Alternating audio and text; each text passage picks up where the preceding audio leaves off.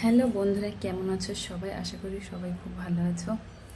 তো সকালবেলায় ভিডিওটা করতে চেয়েছিলাম, কিন্তু সময়ের কারণে হয়নি। তো এখন এলাম। কেমন লাগছে আমার ঠাকুরঘরটা তোমরা একটু কমেন্ট করে বলবে। সব কিছু ঠিকঠাক করে করলাম কি না। আর যেহেতু সরস্বতী পুজো ছিল, তাই আর কি অল্প একটু আয়োজন করেছিলাম। ছেলে মেয়েকে নিয়ে পুজোটা দিয়ে দিলাম। প্রসাদগুলো তুলে নেওয়া হয়েছে, যেহেতু সকালে করেছিলাম, অনেকটাই বেলা হয়েছে এখন। তো এই যে দেখো আমার সরস্বতী ঠাকুর, এই যে দেখতে পাচ্ছ অবশ্যই ছোট্ট একটা সরস্বতী ঠাকুর। এই ঠাকুরটা আমরা কোনো একটা মেলায় গিয়েছিলাম, সেখান থেকে আমার ছেলে মেয়ে দুজনেই কিনেছিল। দুজন দুটো কিনেছিল, একটা ওদের পড়ার ঘরে রেখেছে আর একটা রেখেছে মন্দিরে।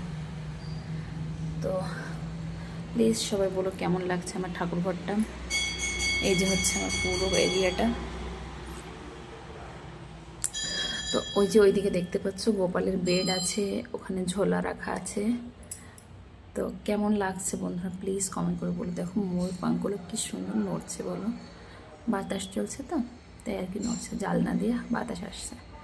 ভালো লাগলে লাইক কমেন্ট করে দিও। আর ওই যে আমার গপু সোনা,